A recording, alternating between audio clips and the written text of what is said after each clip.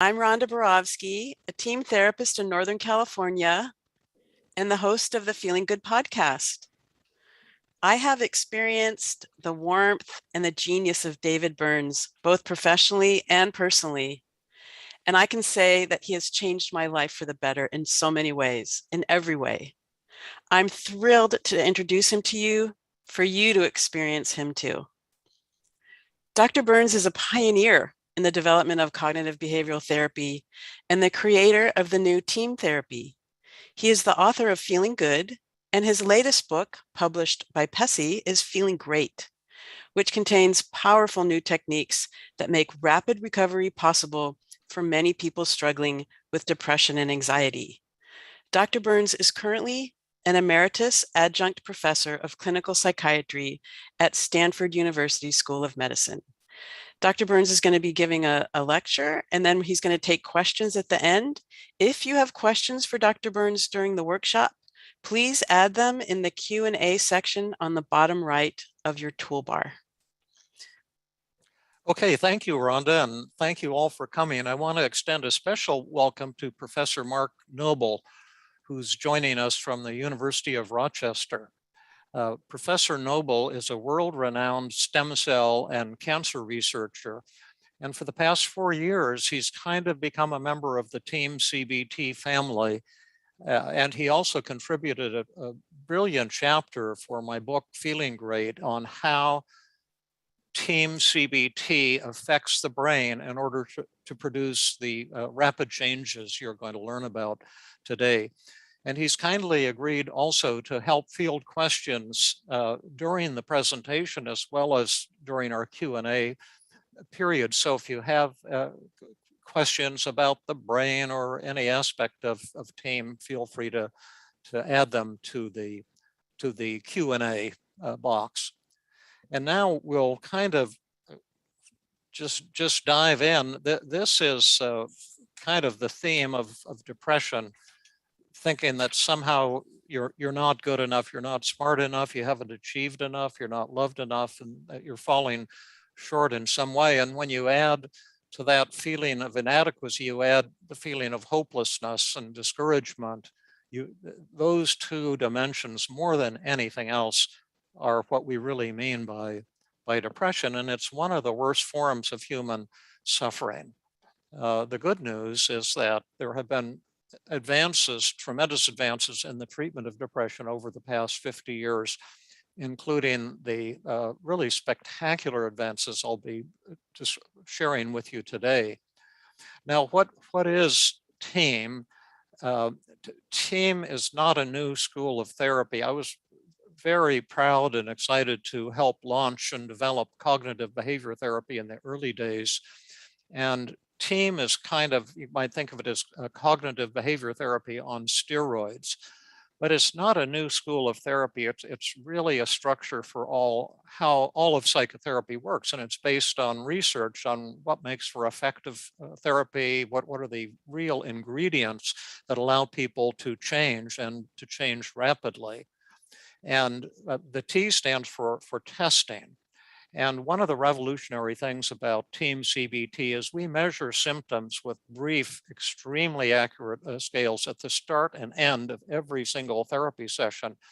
And so this is kind of like giving therapists and patients alike a kind of X-ray machine, so where you can see exactly how the patient is feeling. And that's what's revolutionized the treatment, because you see, if I can see that somebody is 90% depressed at the start of the session and 50% depressed at the end of the session, I can see that that was a huge change.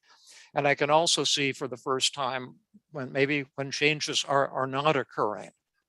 And this development is a bit intimidating to some therapists, but it's also very exciting because it makes therapists accountable for bringing about changes and changes right now, not in the far future. When I was a psychiatric resident, I was pretty discouraged because all I was trained to do was to prescribe antidepressants and say, tell me more, and have patients chat and talk and sob and get angry. But there were no no techniques to change the way people were feeling.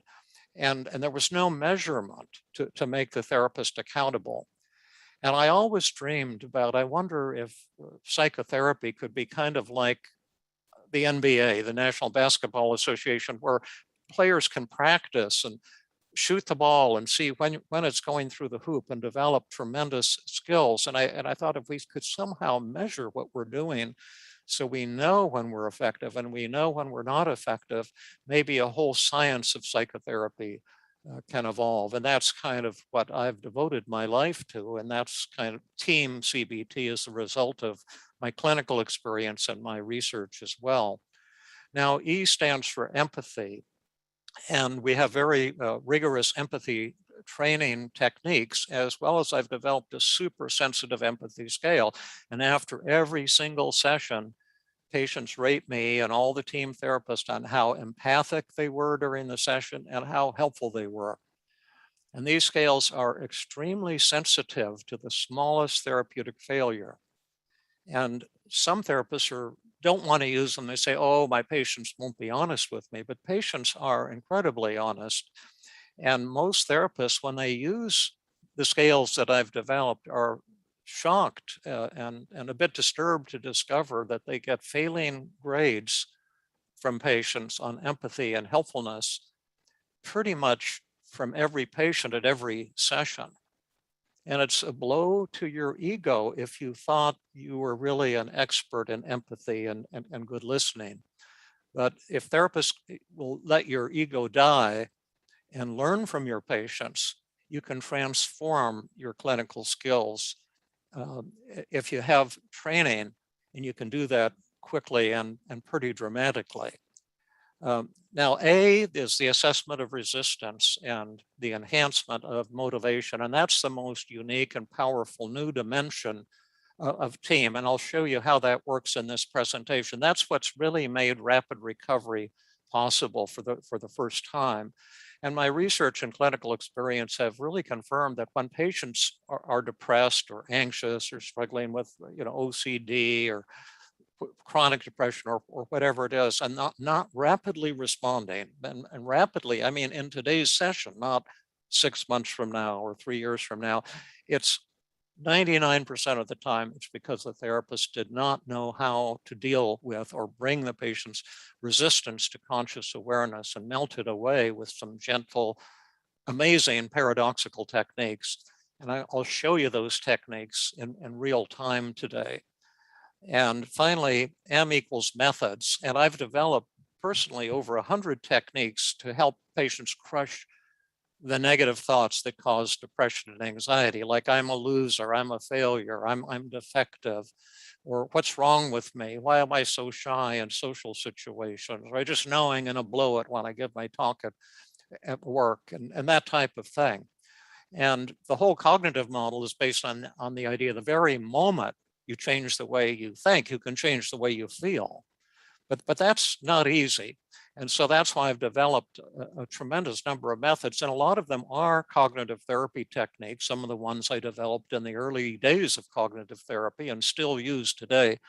But they're actually drawn from more than 12 different schools of therapy. And I'm not trying to promote any school of therapy. Whatever techniques will help change this patient's life today or change your life, that's what I'm really focused on.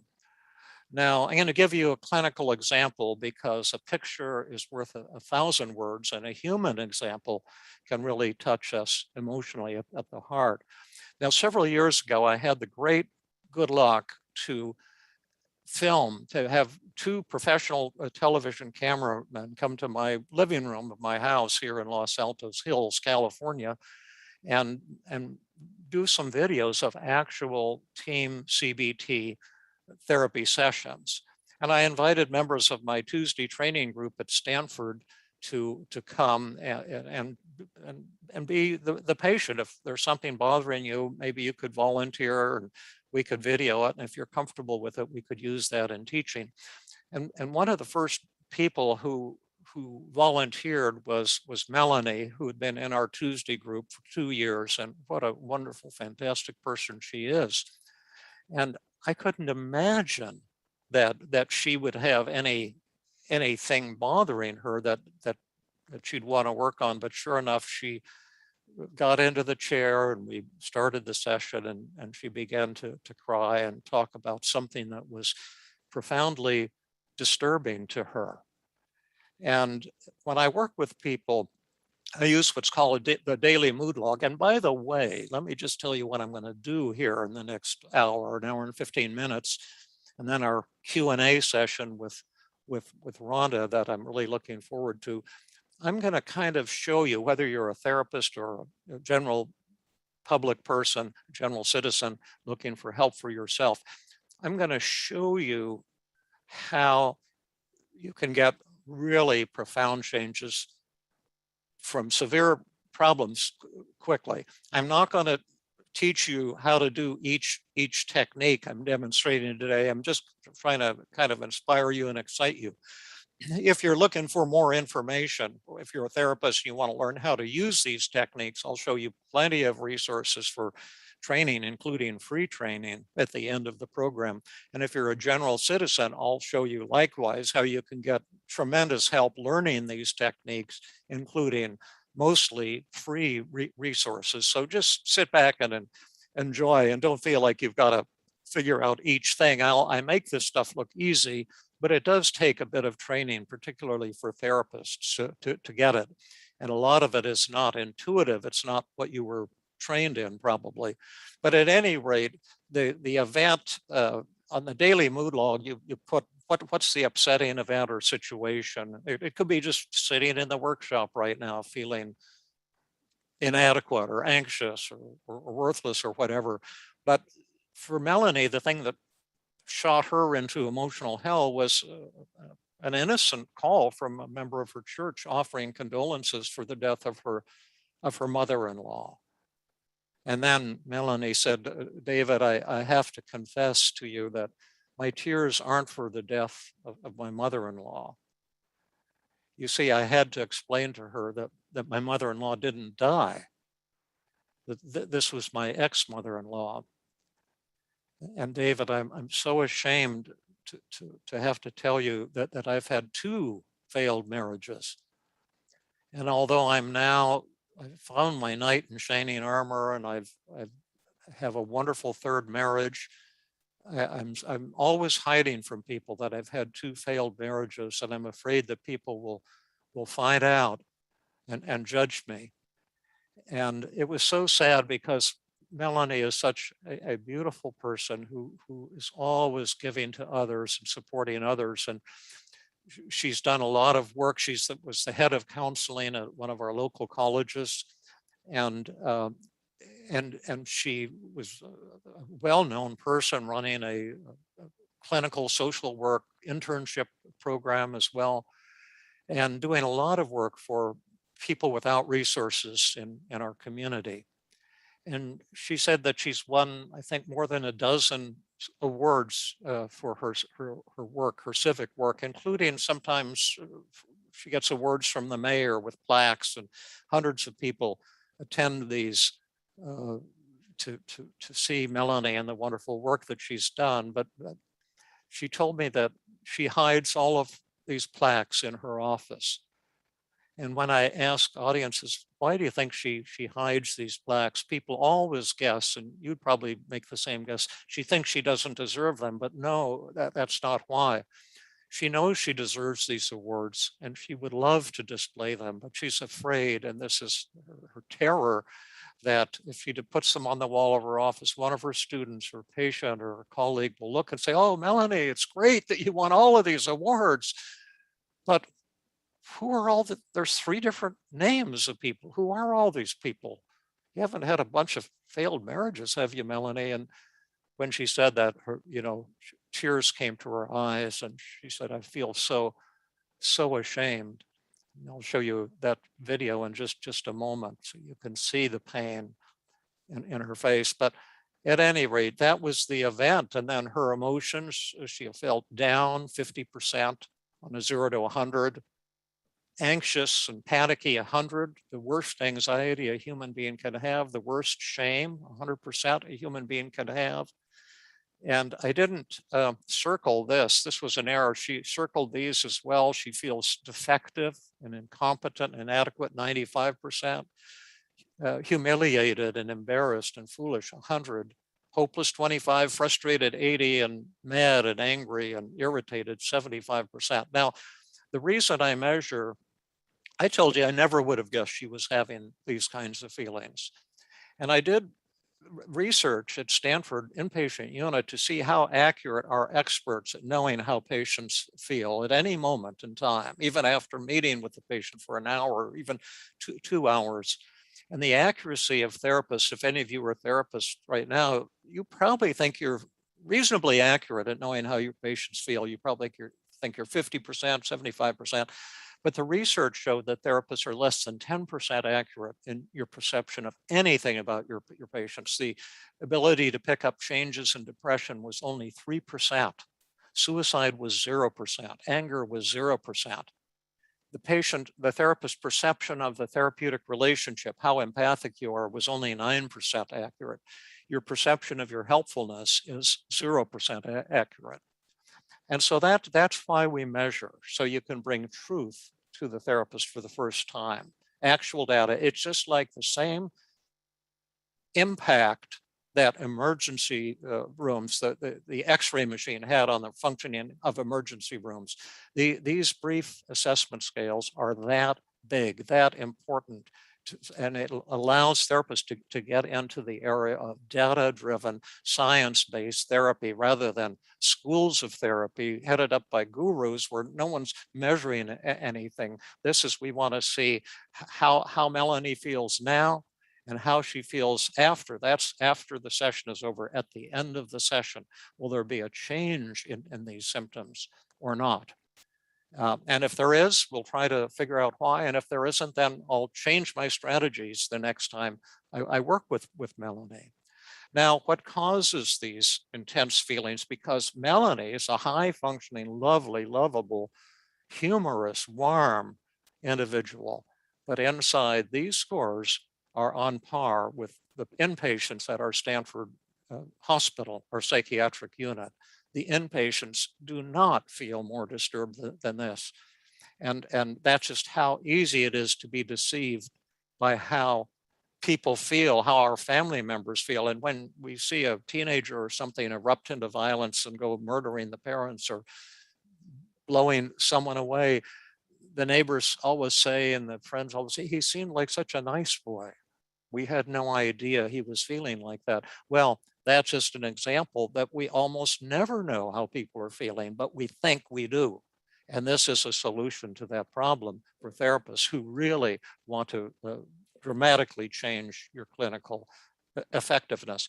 Now, what causes these feelings? Well, negative thoughts. That goes back to Epictetus 2,000 years ago, who said people are disturbed not by things, but by the views we take of them. It's our thoughts, not the events. It wasn't the phone call that upset Melanie. It was her thoughts. And what I call them NTs, just to simplify it, negative thoughts.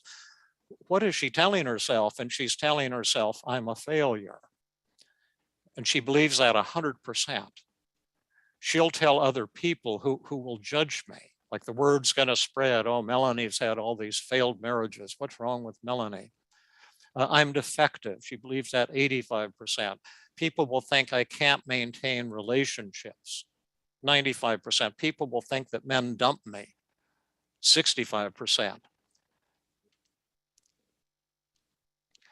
People will laugh at me. My reputation will be tarnished. People will wonder how I can help troubled couples when I keep running away from my own relationship problems. And my children will be humiliated at my funeral. She had fantasies of when she dies, or all these people will come to a funeral and then they'll start laughing and gossiping. Oh, did you know she's had all these failed marriages? And the shame that she feels is just terrible. And she said that she can be happy, maybe for an hour or two if she and her husband are out to dinner with another couple and they'll have fun. And then all of a sudden the thought will come, oh my gosh, what if they find out that I've had 2 failed marriages? And then she says, and my heart sinks. And she's really been in a kind of emotional hell. So here's kind of showing you in, with kind of bar graph form, all of her emotions. And you can see they're super high. And she is not having what we would say a happy life. And many of you too may be struggling with these kinds of feelings of defectiveness and shame and anxiety and depression and so forth. Now, I'm not going to talk too much about empathy today, except that, as I mentioned, we have very rigorous empathy training methods. So therapists can get perfect scores on empathy from patients. And the empathy will not cure most people of anything. But if you don't have perfect empathy scores, you're not going to be able to have the patient's trust when it comes to using some of the powerful methods, mind-blowing methods you're actually going to see on video today. And one thing we train therapists not to do during empathy, just let the patient cry, encourage the patient to get those feelings out, paraphrase what the patient is saying, acknowledge how the patient's feeling, ask questions, but don't try to help the patient. And many therapists are addicted to helping and don't realize that's the main cause of therapeutic failure, because when you throw help at someone, they'll naturally resist. So we don't help at all during the empathy phase. We don't cheerlead or try to cheer the person up or flatter them or try to persuade them that they're a good person or something like that. And we don't problem solve. It's just an emotional opportunity. And let's see a little glimpse from that part. This is hard. This is very, very hard.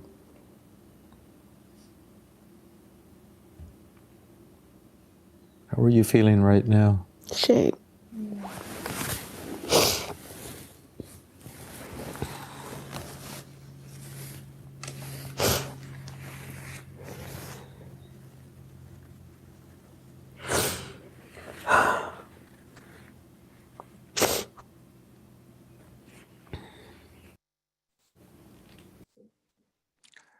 Now, and I'm just so sad that you can see the suffering that she's been hiding from the world. And the two things I like most in my life are doing therapy, because when I see how people feel, I feel so close to them when people show their vulnerability. And then if you can help someone change the way they feel and you can see them go from tears to joy, that's the greatest feeling in the world. When I was in my psychiatric residency training, I mean, I had theoretically good training. I went to Stanford Medical School and did the Penn residency. I used to teach at Harvard once a year, is go up and do some guest teaching. But I never, there was never this idea that we could bring about really rapid change in people, or that you would ever see your patients go from sobbing to laughter. And now I see that all the time, almost every time I work with someone. And then the other thing I like best is teaching, and that's why I'm so grateful to Pessy and Linda Jackson for making this free program possible so I can connect with so many of you. And I'm so grateful to all of you for coming. Well, at any rate, the assessment of resistance is the most revolutionary part of TEAM. And that's where we're going to bring resistance to conscious awareness and melt it away really, really quickly. And that opens the door for the possibility of rapid change. And here's how I did it. After I empathized with Melanie, I said to her, now, suppose a miracle happens here today. I can't promise any miracles, but I'd like to know what miracle you would be asking for if we could produce a miracle. And Melanie says, well, I'm sure it can't happen, but the miracle I would want would be to put an end to these negative thoughts and feelings, so I could wake up and say it's great to be alive, and I wouldn't constantly have to be hiding things from people and feeling so extraordinarily anxious and ashamed at virtually every minute of every day. And And so then I said to Melanie, what I say to most of my patients, suppose we had a magic button and all you had to do is press it, and all these negative thoughts and feelings would vanish in a flash with no effort, and you'd go into a state of euphoria. Would you press that button? And Melanie says, I sure would, especially if there's no work involved. And I said, well, there might be some work involved, and we don't have a magic button, but I do have tremendous techniques, and it's possible that we could reduce those feelings and maybe make them disappear entirely today, but I don't think that's a good idea. And then she, like all patients, said, shocked, say, well, why? Why won't you use those techniques? I want those techniques. I need those techniques. I'm tired of feeling so anxious and depressed and ashamed. And so now what I've done kind of is I'm doing kind of reverse psychology or paradox. Rather than selling something to the patient, I'm getting the patient to sell to me, to promote the idea that that he or she really does want the help I have to offer. And then I say, well, before I show you these techniques, there's two things we've got to find out here, two questions. And these are questions I want all my patients to ask themselves, and ask these questions about every negative thought and feeling. What does this negative thought, like I'm defective, or what is this negative feeling, like 100% shame, 100% anxiety, whatever it is, what does this show about you and your core values as a human being that's positive and awesome? Now that's a little bit different from what I was trained in as a psychiatric resident. You see, I was trained that depression shows what's broken about a person that I am supposed to fix with antidepressant pills or some form of psychotherapy. And we're going in the opposite direction, saying, what beautiful things does your shame, does your anxiety, does your depression, does your anger, does your hopelessness, what beautiful things do these symptoms show about you and your core values? That's the first question. Here's the second question. What are some benefits or advantages of each negative thought or feeling? How does this negative thought or feeling help you? And again, I was taught the opposite as a resident, that hopelessness causes suicide, depression causes lack of productivity, all these negative impacts of negative feelings. And we're talking here about the opposite, the positive impact of negative feelings. Well, this takes some readjustment of your brain cells, I'll tell you that, and some new learning, whether you're a therapist or a general citizen, and I'll show you the result of it. I won't kind of show you the process of coming to these conclusions with Melanie, but what's great about her depression? Well, for one thing, her depression shows her sadness about her 2 broken marriages. And it shows how much she really cares about others and how much she cares about the institution of marriage. If she presses the magic button, she'll be euphoric about the fact that she's had 2 broken marriages. Do you see what I mean? That would be absurd. And so when you think about it, her depression shows something positive about her, and her passion for others and for close, successful relationships. Her anxiety keeps her vigilant so she can make her 3rd marriage a success, which she's doing. So her anxiety is helping her and protecting her. Her shame shows her respect for her colleagues and for her friends. If she doesn't want them to be disappointed in her, and it shows her respect for the institution of marriage. If she wasn't ashamed, it would be like she's saying, oh yeah, I've had 2 broken marriages. I don't really care. I have a 3rd husband now, and there's a 4th waiting down the hall if the 3rd one doesn't work out. That's what it would be like not to have shame. So her shame shows some tender, beautiful things about her. And then she feels 95% defective and inadequate. This shows a lot of beautiful things about Melanie. It shows her humility. And as you see her, you're going to see her humility and see what an appealing and beautiful person she is. And her defectiveness and inadequacy and come from all these self-critical thoughts. I'm defective, I'm a failure. And those are really an expression of her high standards. And her high standards have motivated her to accomplish tremendous things. Her defectiveness also shows her honesty and integrity. She's facing her flaws rather than acting arrogant or denying them and saying it's defective, the buck stops here.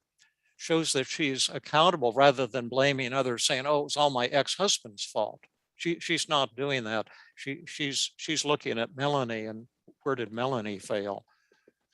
And then similarly, her embarrassment and her humiliation shows her intense desire not to let people down, her colleagues, her family, her students. And her hopelessness protects her from disappointment so she doesn't get her hopes up. Well, maybe David's going to change my life today, and then be crushed again. And then her anger is totally justified because some people are very, very judgmental. And her anger shows Melanie's willingness to stick up for herself, which you'll see in the videos also. Now, how does this positive reframing help? Well, it replaces feelings of shame with feelings of pride. So you start feeling better right away. I want Melanie to be proud of her shame, proud of her anxiety, proud of her depression, proud of her hopelessness, proud of her anger. And when you see these beautiful things about yourself, you no longer feel defective, like society has trained us to think that depression shows that you're defective. You have a mental disorder, according to the American Psychiatric Association. You're broken and you need an expert to fix you. And this is the opposite, that your depression shows your wholeness, your beauty, your integrity, your core values. And paradoxically, once you become proud of your negative feelings, your resistance to change disappears. And once again, the therapist is not in the role of offering help. The therapist is in the role of the patient's subconscious, trying to persuade the patient not to change. And then once we came up with those positives, and together we came up with a list of over 20 positives.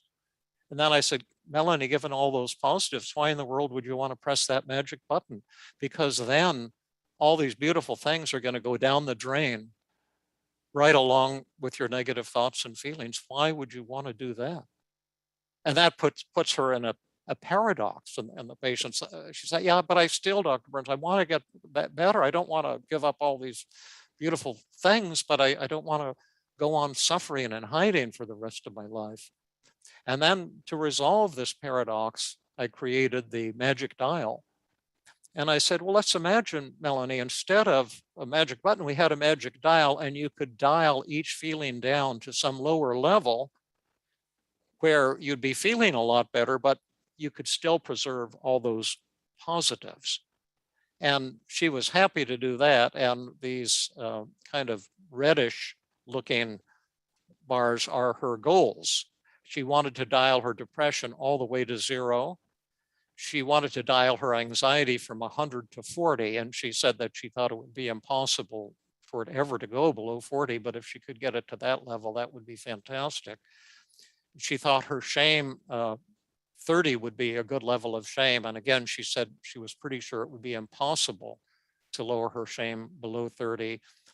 Her goal for feeling defective was she wanted to go from 80 to 10, from embarrassment from 100 to 30. Hopelessness, she wanted to go all the way to 0. Frustration, she wanted 0. And anger, she wanted 0.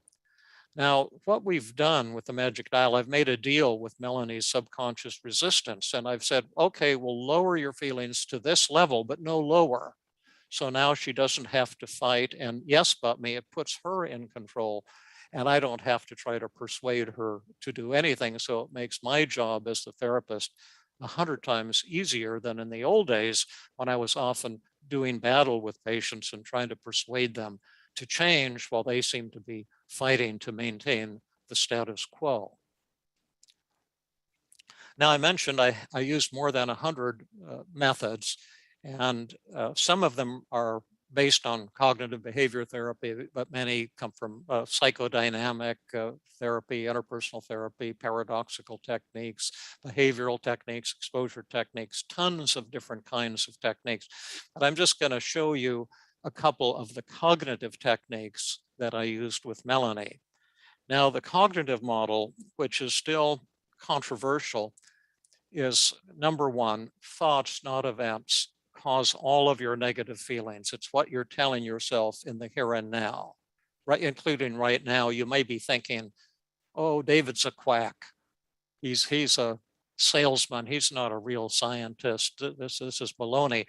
And so if you're having that thought, you're feeling angry and skeptical and kind of, ticked off. Or you could be thinking, wow, this is exciting. This is new. Maybe this could boost my practice, or maybe this could help me personally. This makes sense. I'm excited to hear more. Well, then you're going to be feeling kind of happy.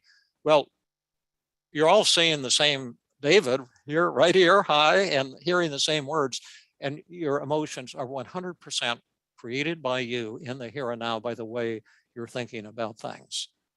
Secondly, depression and anxiety are the world's oldest cons. And what that means is that if you're feeling inadequate or ashamed, like Melanie, or defective or hopeless, the thoughts that trigger those feelings are not valid thoughts. They contain thinking errors, what we call cognitive distortions. And I'll show you the 10 most common ones in just a moment. We can check it out and see if it's true.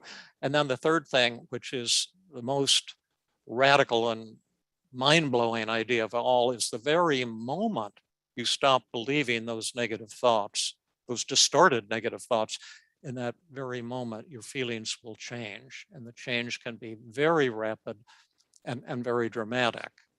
Now, that's easier said than done, though, because most people who are depressed or anxious or panicky have had the same negative thoughts for years or decades, and no one's been able to talk them out of them. So we're going to have to use some pretty powerful techniques to change the way that Melanie feels and to change the way that you may be feeling. Now, these are the cognitive distortions, which I first published in my book, Feeling Good. And I created this list at the suggestion of one of my patients around 1978 or 1980. And then it came out in my book, Feeling Good, like all or nothing thinking. That's looking at things in black and white categories. If I'm not a complete success, I'm a total failure. And a lot of students who are perfectionists are into all or nothing thinking. And then overgeneralization, that's where you take a negative event and you see it as a never-ending pattern of defeat. One of my students was going with a fellow for 2 years, and then he broke up with her. And she was really crushed because she had the thought, maybe this means that I'm unlovable. And perhaps you can see that she's generalizing to thinking that she's an unlovable human being, as opposed to this relationship broke up. And then she's also generalizing to the future, maybe I'll be alone forever. And then there's a lot of other distortions, mental filtering, just looking at all the negatives in your life, discounting the positive, telling yourself that the positives don't count. Mind reading is imagining how others are thinking and feeling about you. Fortune telling is predicting the future. When I give my talk, my mind will go blank and people will laugh at me and they'll think that I'm a loser. That causes anxiety or hopelessness. You predict that things will never change, and self-blame, other blame, should statements, emotional reasoning. Now let's see if we can see those distortions in Melanie's thoughts. I'm a failure. Can you spot any distortions? Well, if you had a lot of time, I'd have you do this as an exercise, but I'll give you the answers. It's all or nothing thinking, because it's as if the world consists of two groups of people who are failures and people who are successes. But in point of fact, we're all somewhere in between. We all have many failures and a number of successes. And most of the time, we're not at 100%. We're not at 0%. And then she's overgeneralizing too. She's had 2 failed marriages. That's a fact. But then she's saying, I'm a failure as a human being, which is quite a destructive generalization. And then she's just thinking about the 2 failed marriages, and she's discounting all of the fantastic things she's accomplished and learned. And she's the head of the volunteer counseling, couples counseling ministry in her church. And she just has so many positive, wonderful things about her, and so on and so forth. It's also a hidden should statement. I should never fail. And then it's mind reading. Others are going to think I'm a failure as well. And it's fortune telling, because she's thinking that people are going to judge me and reject me. And she's beating up on herself with self-blame. And then she'll tell other people who will judge me. Again, she's involved in big time mind reading. She thinks everyone's going to judge her. And then overgeneralization, and all this is going to spread like wildfire throughout her church, throughout her community. Everyone's suddenly going to lose respect for Melanie. Now, a couple of techniques were especially helpful for Melanie, and I'll show you how they work, and I'll show you the actual use of those techniques in the session with Melanie. Now, the first one I'm going to show you is the double standard technique, and it's based on a simple idea that most of us operate on a double standard. Like, when you fail, you may beat up on yourself, like Melanie's beating up on herself. And yet, if you were to talk with a friend or loved one with the exact same problem, you'd probably be kind and compassionate and realistic. And when you do the double standard technique, you're really asking the patient, would you be willing to talk to yourself in the same way you'd talk to a dear friend? Now I'm going to show you a video of that. And the 2 women who are with me are Dr. Jill Levitt, who co-leads my Tuesday group at Stanford. And I'll show you, if you're a California physician, you can come to our Tuesday group and get unlimited free training. And if you're from outside of California, you can attend Rhonda's Wednesday group and get unlimited free training as well. Angela Crum, who you're going to see, is at the Feeling Good Institute, and she's the head of she created this team certification program. Team, you don't have to have a team of therapists when you're using team. It's one therapist working with an individual, or one therapist working with a whole group, which is even better. But when I do teaching, I like to have a co-therapist. In this case, I was blessed to have 2 beautiful co-therapists. Now, Angela is going to show the double standard technique, and she's going to play the role of a friend of Melanie who's identical to Melanie, but a different person. And then she's going to talk to Melanie and talk about her own failed marriages, and see if Melanie talks to her differently from the harsh way Melanie talks to herself. Let's see what happens. Well, how about double standard? I like it. And you want to do that? Sure, I can sure try. Okay. Melanie, first of all, are you open to trying this technique? Yes. Is it okay for you to Yes. go into this one? Okay, great. Well, I want to ask you if you could try something with me. And what we'll do is that I'm going to ask you to imagine that I'm a good friend of yours, a dear friend. And in fact... Named Angela. Yes, named Angela. But in fact, more than the Angela you know, I'm so similar to you in my experiences. I grew up in a similar environment, and I had most of the same life experiences and the same value system. And would it be okay if I talk with you for a minute, Melanie? Sure. Okay. Sure.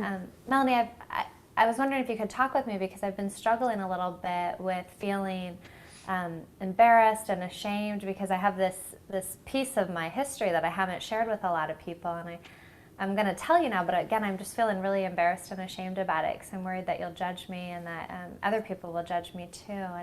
And you see, I'm actually in my 3rd marriage, and I do feel ashamed about that, because even though I'm so happy in this wonderful marriage now, I have this history that, maybe it means I'm defective, or that, I failed, or that men discard me and leave me on the side. And I'm just really concerned right now, and I'm wondering what you're thinking about that. Well, first of all, I'm just really honored that you're able to come and share that with me. I can imagine how painful that is. I've been divorce myself, but I can understand what that pain is like. But I just want to share with you that I think we're all human and we make choices in our lives, and sometimes they may not be the right choice, or maybe they were the right choice for a moment and then things change. But I think what's really more important is that when you realized it was not the right thing for you, that you were smart enough to do something about it. And that takes a lot of courage. So I respect you tremendously for being able to make a change in your life, because you seem happy now. Well, thank you, and that's really nice to hear. But I'm concerned. You're being very nice to me now, but won't people judge me? Won't people, when I share this with them, go out and gossip and tell others and lose respect for me? You know, I think more people than not will not judge you that way, but there may be some that do. And that might be uncomfortable for you for a moment, but I think what you have going for you is that you're the one that's going home to somebody that loves you and treasures you, and you've got what it takes to go out there and get yourself another man. So let them go talk and let them go home and sit on their butts and watch TV and eat popcorn and get fat.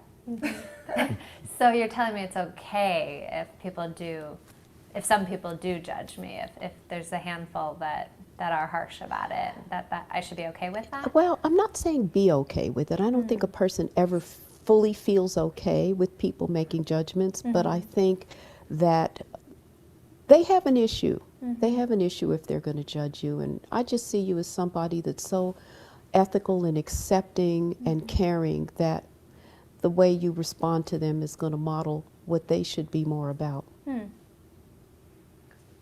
That feels pretty good to me to hear you say all that, and I'm actually feeling a lot better. But I'm wondering if you're just kind of saying this to make me feel better, if you really mean it. I mean, maybe you're just a nice person and you're just being kind to me because you feel bad for me or feel like I'm this poor, pathetic person and you have to cheer me up. Is that what's happening right now? No, I feel badly if I'm giving that signal, if it's coming across that way, but it's not, not at all. And I guess I just see you as somebody that can go out there and find another person that you're happy with, and that's really what it's about. You went after your happiness. And there are going to be naysayers out there, and you will be uncomfortable sometimes. But I think secretly they're jealous. Interesting. Well, how about, I just love that video. It's a beautiful example of the double standard technique, and you can see Melanie speaking so differently to her clone. It's not, she's using love and warmth, and she's being realistic as opposed to the way she's beating up on yourself. And then you say to the patient, now I'm wondering if you'd be willing to talk to yourself in the same way you're talking to this friend who's just like you. And one thing that Angela was doing, which I think is really good, is each time Melanie blew the negative thought out of the water, Angela yes-butted her. He came up with a new version. Oh, you're saying it's okay if some people judge me, and are you telling the truth? You just try to cheer me up. And that's an important part, if you're a therapist, an important part of the technique. You want to give the patient every chance to crush every possible version of that negative thought. And you saw that Melanie did that. And people say, well, how long does it take people to recover? Well, you just saw Melanie recover. And she recovered almost instantly when Angela hit her with the negative thought.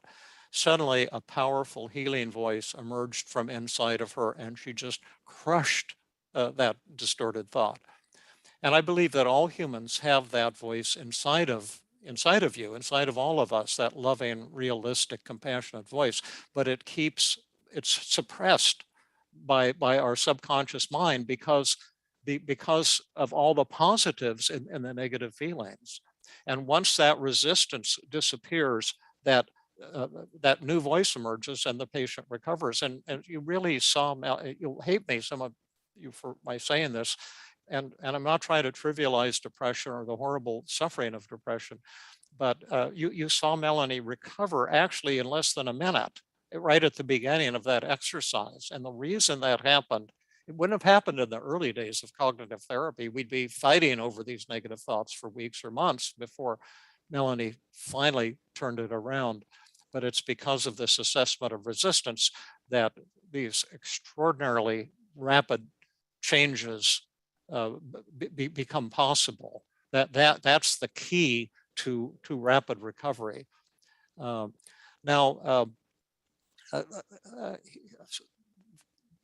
there were two pioneers who created cognitive therapy. Albert Ellis was the first in New York in the 1950s. He was a clinical psychologist, and then Aaron Beck in the 1960s at Penn.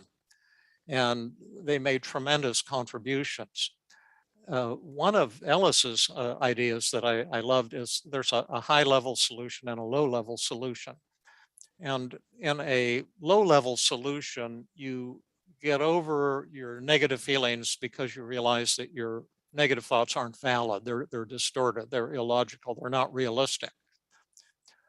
But you're still vulnerable, because what if somebody did judge Melanie? Could she survive? And that's where we need what I call a high-level solution, what Ellis called a high-level solution. Suppose we visited the church from hell. And this is a fantasy technique I've created. And in this church from hell, there's two weird rules. If you think people are judging you, they really are. And in addition, they get right up in your face and they verbalize these things to you that you're just afraid they're thinking. And then you can find out if you can defeat that monster. Now, this is not assertiveness training, because people would never say the things you're about to see.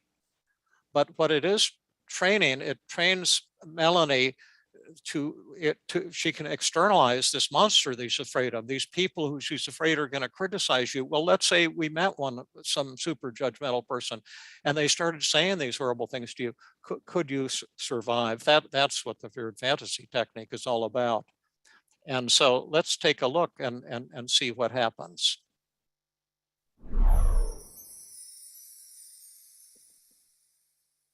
I knew that this would probably be good for me, but I had a lot of anxiety about it. But just being able to say it. But right now I'm going through periods where I'm feeling really empowered, and then you'll say something else and boom, it's like it. Isn't that amazing? And it seems so real, doesn't it? And it's like, oh no, they had me conned into thinking things were okay, but oh, I better remember that I'm defective. I've had 3 marriages. This word is going to get out now. Right. I'm this horrible person, right? Something like that. Is that what's happening? You're kind of drifting in and out. Yeah, I'm drifting in and out. And what's the thought now that's?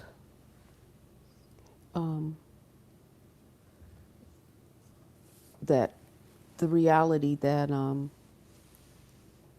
it never really will go away. It's going to be about working on my anxiety to get that down, because the reality is there's always that possibility there will be someone that has an issue with it, and there'll be a lot of people that don't. But I like Let's what go you right said. to feared fantasy, and then Okay. we'll come back to externalization of voices. Okay. Do you know who I am? Yes, you're Melanie. No. Uh-oh. Now we're going to be the Oh. critical. Now we're switching you're to, my- to oh, feared okay. fantasy, right? Okay. Yep. So we're Now gonna be your we're critics. going Okay, to my go into an critics. Alice in Wonderland nightmare world where your worst fear is going to come true. And in this nightmare world, there's 2 weird rules. We're going to go into the church from hell. And in the church from hell, there are these 2 weird rules. The first rule is that when you think people are looking down on you, they really are. But not only that, they get right up in your face and they say the things they're thinking about you that most people would never verbalize. Are you ready? I'm scared. I don't want to take you against your will here. You know what I've realized now? I guess there's another part of what I didn't realize I was afraid of, and that is my anger. I'm afraid I'll get ballistic with them, Well, you can do that too. depending on what they say. Okay, well, let's see what happens. I don't want to. Which role? Do you want to be the churchgoer from hell, or do you want to be Melanie? I'll I'll be the churchgoer from hell. And you I want me to don't be know if- Melanie? Yeah, that's good. That's good. I'll be Melanie, and then we'll do I role don't know reversals. how well I'll do it because Yeah. I might temper it for my own need. Yeah, go I ahead. was going to say to Melanie too, though, just to have the understanding that if it ends up that if you were being Melanie and we were being the churchgoers and being critical of you, and you ended up answering it with anger, that would be a really helpful thing to have happen here, and we could then talk about, do you want to have that angry response? Do you want to hold on to that anger, or in fact, do you want to learn an alternative response and kind of cost benefit of the anger? So I mean that if that ends up coming up here, that seems like See, we have many Okay. ways to Beautiful slay Well, this then I'll monster. be Anger is myself only then. one of the ways. We have multiple ways And then we to could slay end up this. being in This Five Secrets practice. this monster is going to be pretty easy to kill. The thing you fear the most, I think, is not going to be as much of a threat as you want. But could I speak with you for then? Then for a I'm going to moment? be myself. You be Yeah. the naysayers. Yeah, well, we've been The critics. talking here, some of us in the congregation, and I've heard actually that you're in your third marriage. I didn't know that about you. Yeah. And I've had one marriage only. My wife and I have been married for 85 years now. Oh, well, that's wonderful. Congratulations. Well, That's great. we're just tremendous, marital experts, and we have very high standards. And I just wanted you to know that now that I know that you've had in your third marriage, that I'm looking down on you. I didn't want to hurt your feelings or anything, but I felt I needed to be honest with you. I see you as having kind of moral failings. Well, you know what? I have had some failings, and I'm happy that you've been married for 85 years. But to be honest with you, and this might be a little disappointing, but I'm also happy that I haven't stayed married to my first two husbands. I'm in a very happy marriage right now, and I'm a lot younger than you, so I think maybe if I can do like you and live a long life and be healthy, maybe I'll have a long marriage and I can experience the joy that you have. Who won that exchange? You did. I did. I did. Yeah. I did. Right. I'm trying to hold on. Exactly. How did you beat me? I didn't fight you back on your perceptions of me. I just Exactly. went with That it. was the Accepted. secret to killing me. Now, suppose I were to come back. What could I say? And you did what? stroking. Yeah. It was. Yeah. You had me eating out of your hand. But what's the worst? How could I come back? What's the worst thing? What's the worst thing that someone could say? What are you the most afraid of hearing? Well, were you some kind of whore that just whored around and maybe your husband's caught you and you just... No, do a role reversal. I want to answer that one. Okay. Okay, were you some kind of whore? I wasn't, but I am now. I've been taking lessons from Dr. Burns, my friend.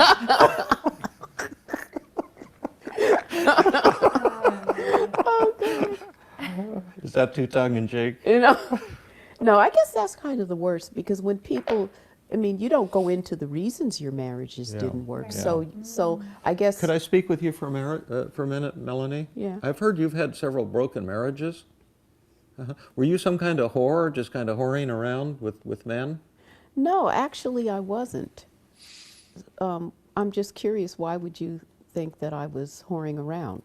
Well, men must just dump you right and left. Oh no, but they don't dump me. We agree to go our separate ways. But I tell you where you're right. They're about men, not so much that they dump me, but they find me.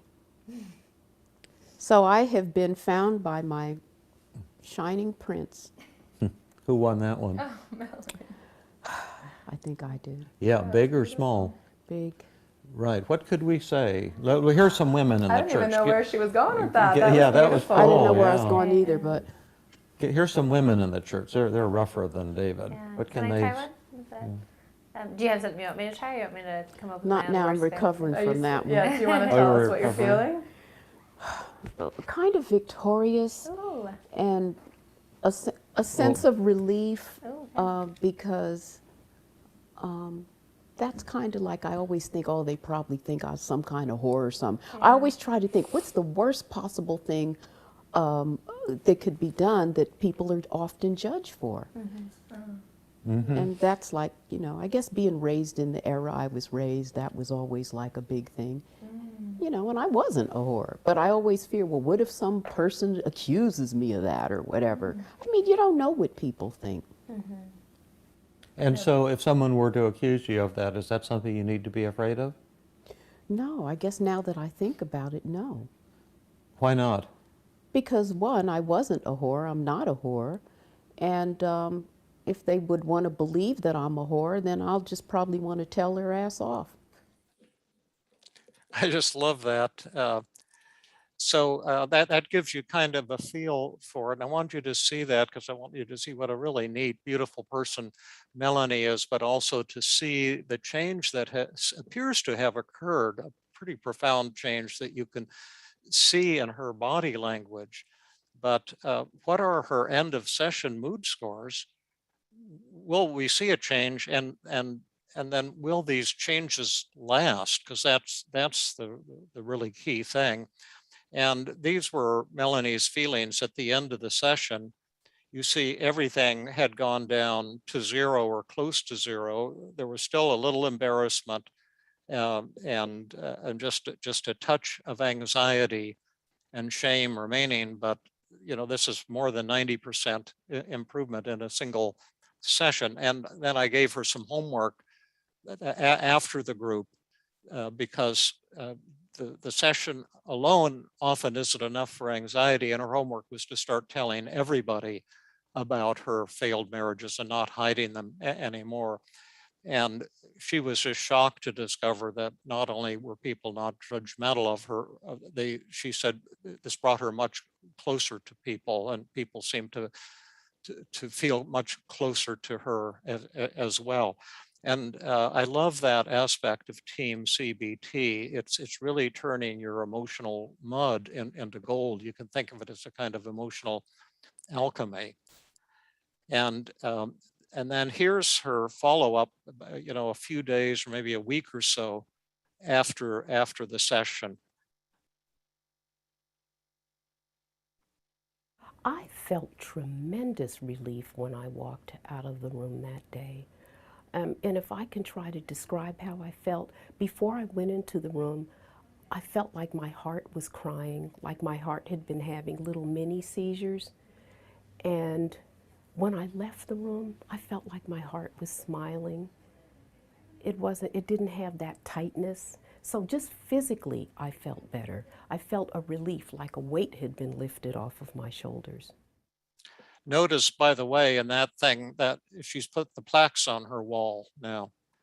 Let me finish up this little follow-up video.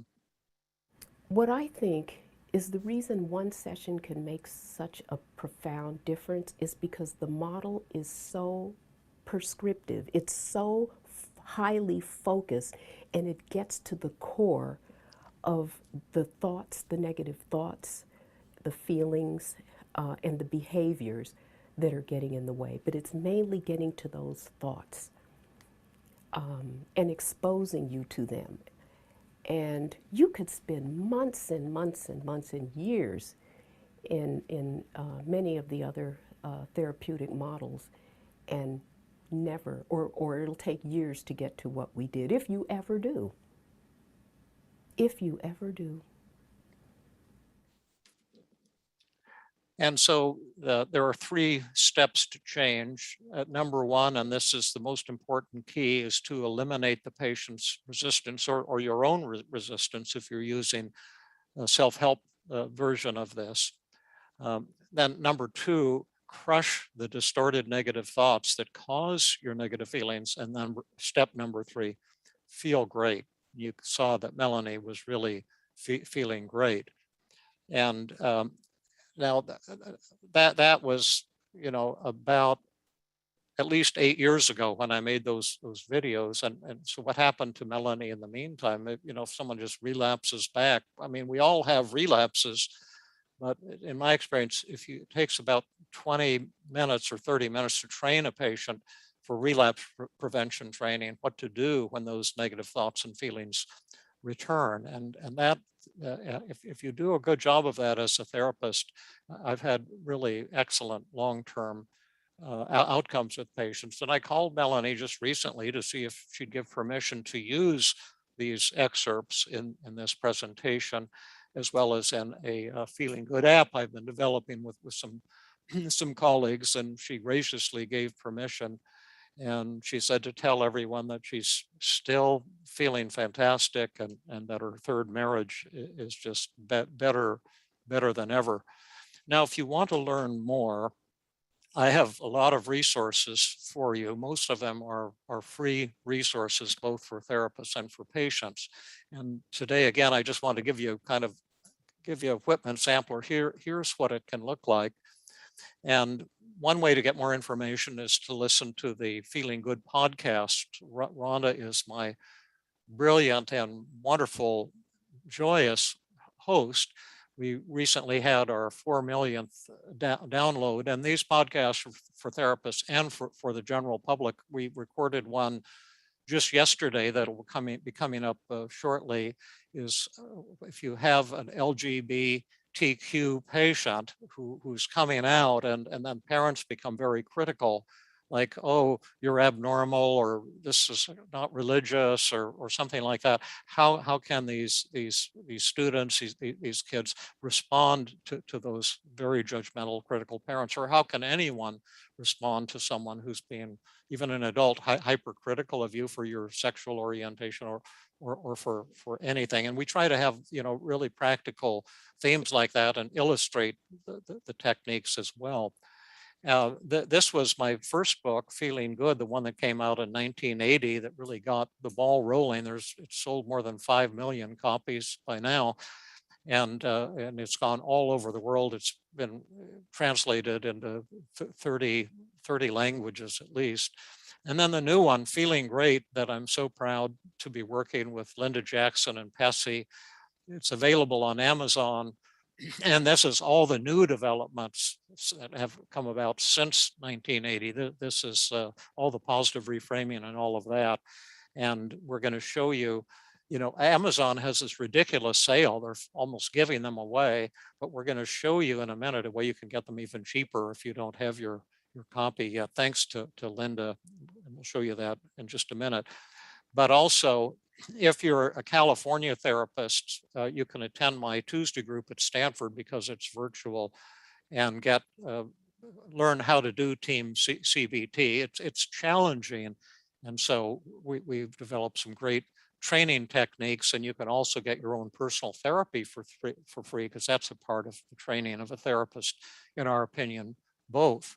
So contact me if you'd like to join the Tuesday group. And then for therapists from around the world, we have the similar group in virtual, the Wednesday group. It meets at a time that makes it easier if you're in India or if you're in Europe or wherever. And Rhonda and several other brilliant trainers are conducting the Wednesday group. So you can contact Rhonda if you'd like to attend that one.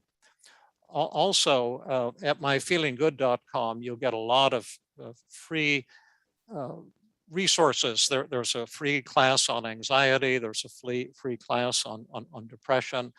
And there's a search function. So if you put in OCD or anxiety, you'll find all the podcasts on that topic, all the blogs on that topic, and so forth. And also recently, self-help groups are starting, free self-help groups are starting with some really brilliant people. It's kind of like AA, but it's more focused on depression and not on addictions. And the team CBT self-help group meets Saturday mornings at 8:30 East Coast time. And if you're interested, please contact Alexis Dowding, and here's her email. And she'll show you how to join up, adowding@gmail.com. Another resource for you, I mentioned I'm working on a Feeling Great app. My goal is I've had the belief that I could develop an electronic tool that would outperform human therapists in the treatment of depression. And if true, that would have enormous implications for people all over the world who can't find or afford effective treatment.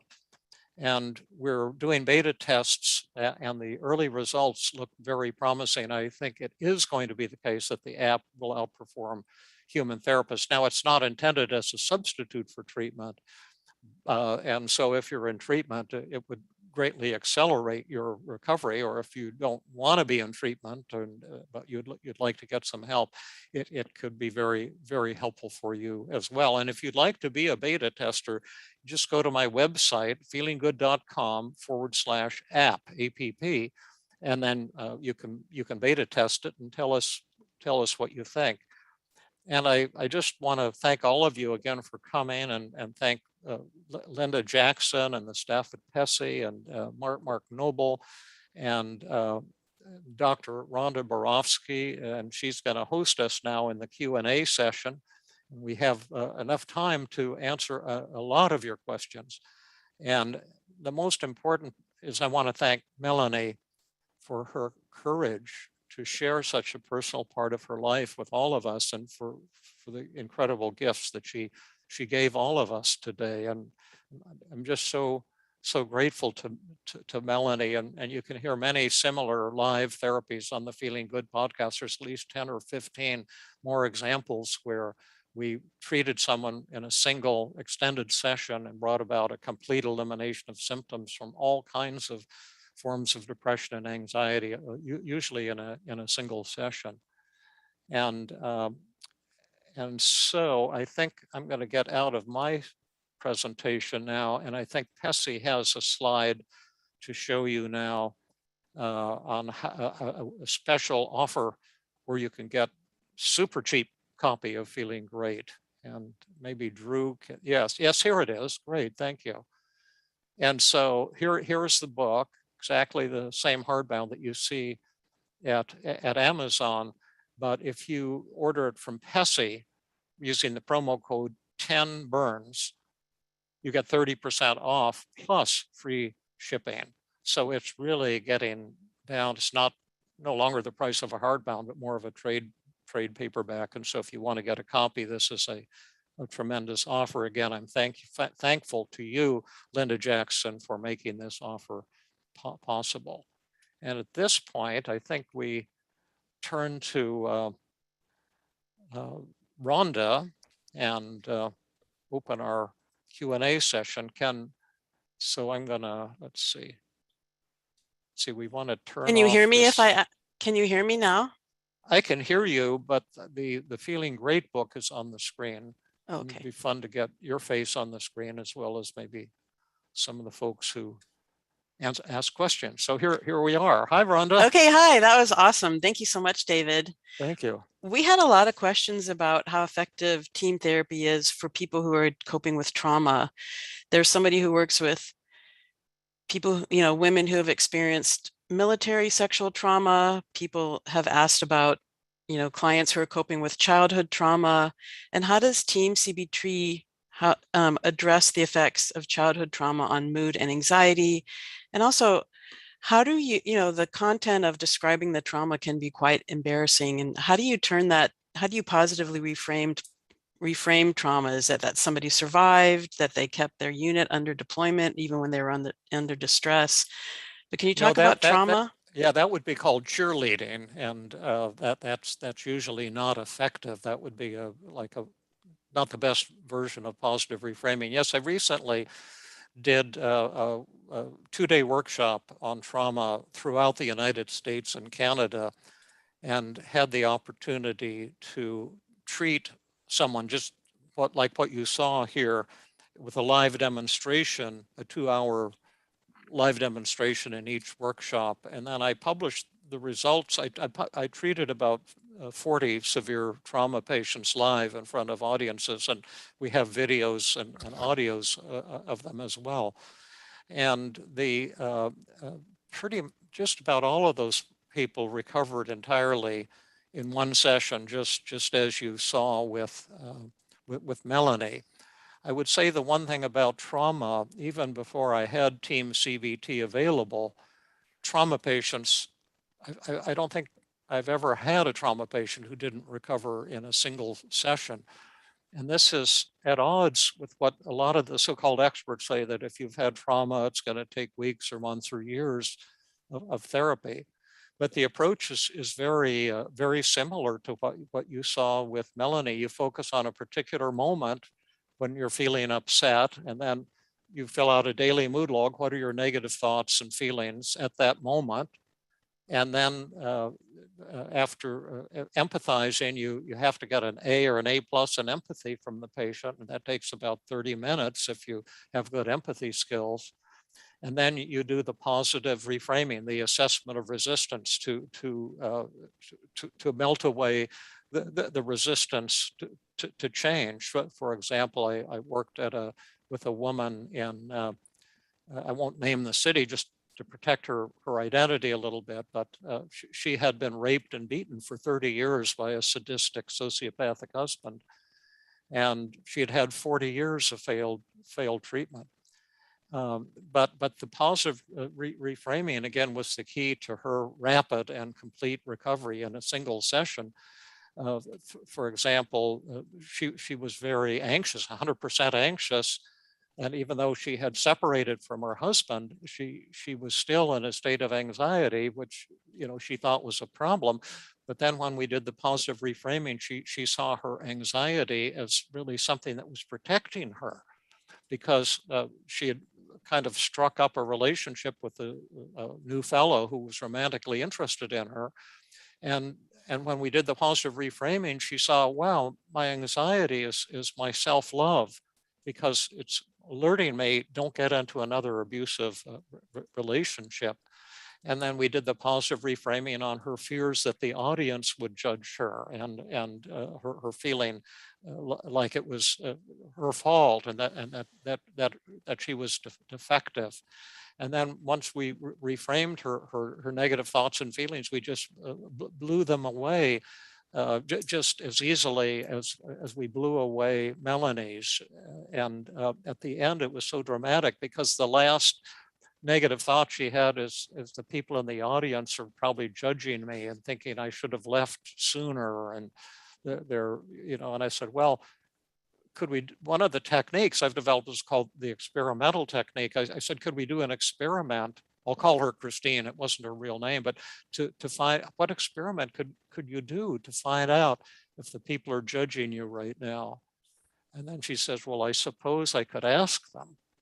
I said, do you want to do that? Is that frightening to you? She said, oh, I'm terrified. Do I have to do it? I said, you don't have to do it, but why don't we confront the monster you fear the most, and have some people come up here on stage, and you can ask them if they're judging you. And then people came up one by one, sat in the chair, and I have videos of these interactions. They're unbelievably beautiful. And people started sobbing and saying, Christine, I'm not judging you. You're my hero. The fact that you got up here and talked about the torture you endured for decades, and you opened up, and with your shame and your anxiety, I feel so close to you. And because I had similar that happened to me, and you just gave me the courage to disclose that. And Christine could not believe the outpouring of love. And then suddenly a man at the back of the audience stood up, and he shouted out, Christine, I'd take a bullet for you. And it was just an amazing experience. But yes, and if you read Feeling Great, there's a chapter on the where I present the data with those 40 patients, severe trauma patients. Trauma patients are just about my favorite patients to treat. There's something about them that is so warm and open and vulnerable, and what a joy to see someone go from horrible despair to joy, to laughter. It's the greatest experience of my life to be able to see that happen now most of the time when I'm working with patients. Now, I can't hear you at the moment, Rhonda, you're muted. People have also asked about if there are considerations for teenagers or adults who are on the autism spectrum disorder, or adults who have developmental disabilities, and they're also dealing with depression and anxiety. Does team therapy and your treatment techniques work with patients who have low IQ or who are autistic, especially if they're feeling lonely and socially isolated? The I've done research at Stanford on certain forms of mental retardation, Fragile X syndrome, where the boys are so profoundly retarded, it's difficult even to communicate with them. The girls who have it, it's not as severe in females as in males, can communicate and can be worked at. But if someone isn't super profoundly retarded where they can't even speak, yes, I've used these techniques, and that population is actually, again, one of the easier groups to work with. At my hospital in Philadelphia, we put together a free massive cognitive therapy program. Our hospital was in a gang warfare area, and our patients, about half of them couldn't read or write. There were a lot of homeless people, and we just simplified the techniques. I wrote a book, 10 Days to Self-Esteem, and we wrote it at the 4th grade level using simple words. But the patients really liked these techniques, and they understood the techniques and found them to be very helpful.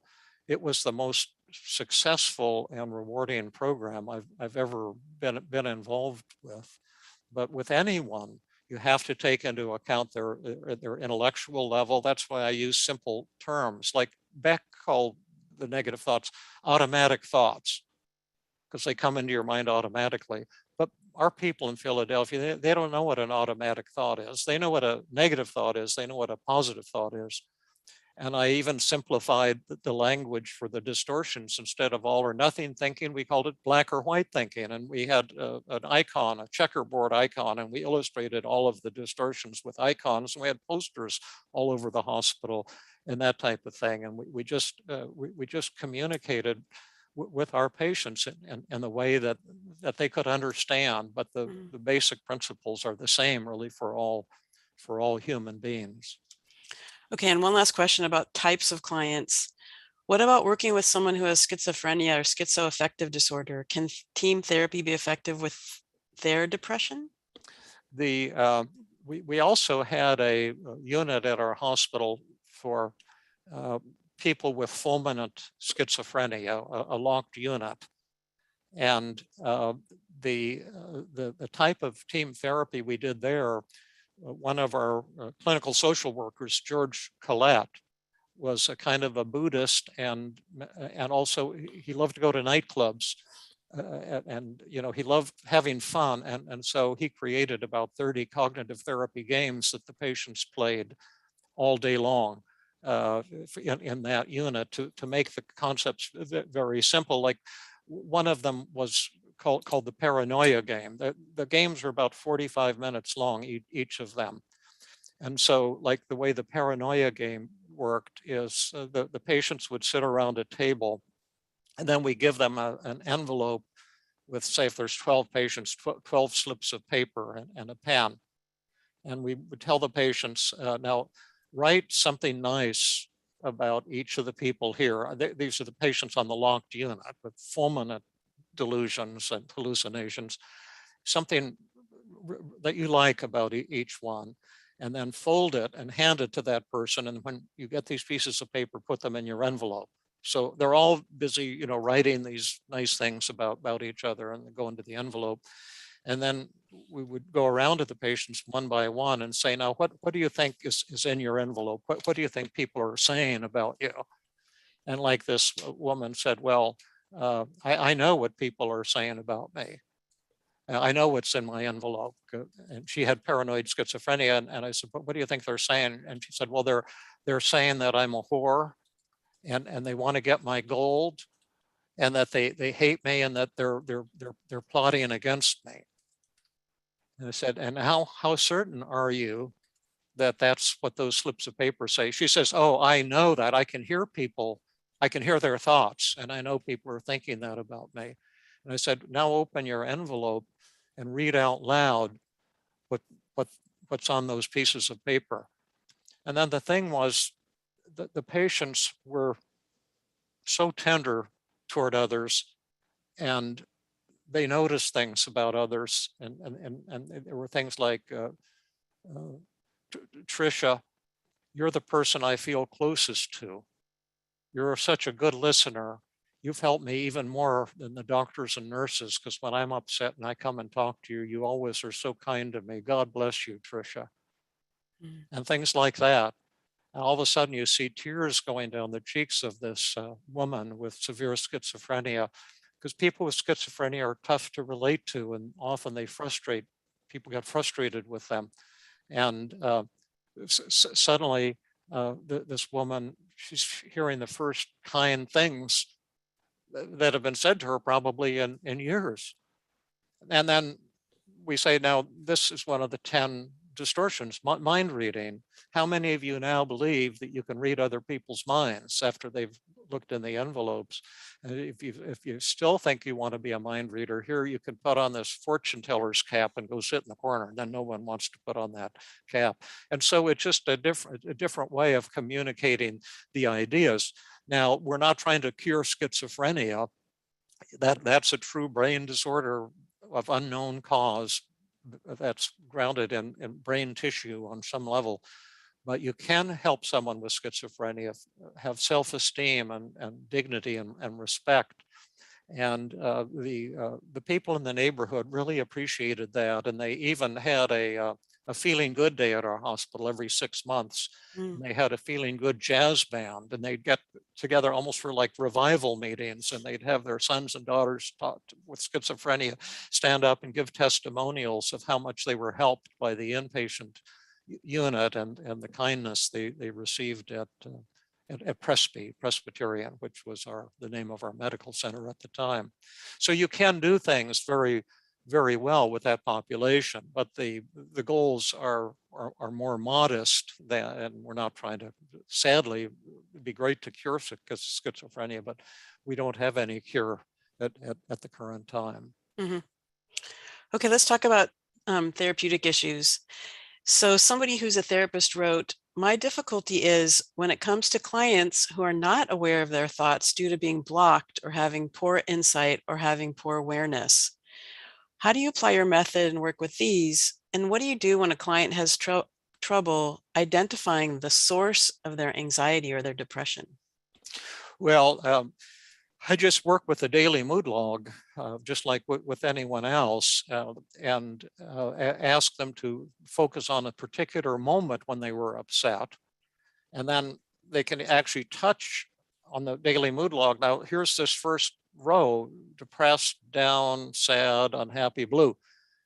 Do any of those feelings apply to you? And then they circle them. And how strong is that from 0 to 100? And they say, oh, 100 or 80 or whatever. And so they can quickly identify all of their negative feelings in 9 different categories, because it makes it real simple. And it's at a particular moment when your wife shouted at you or whatever the event was. And then say, now let's say when you're anxious, what are you telling yourself? You say you're anxious and panicky. Generally, when you're anxious and panicky, you're telling yourself that something terrible is going to happen. Does that ring a bell?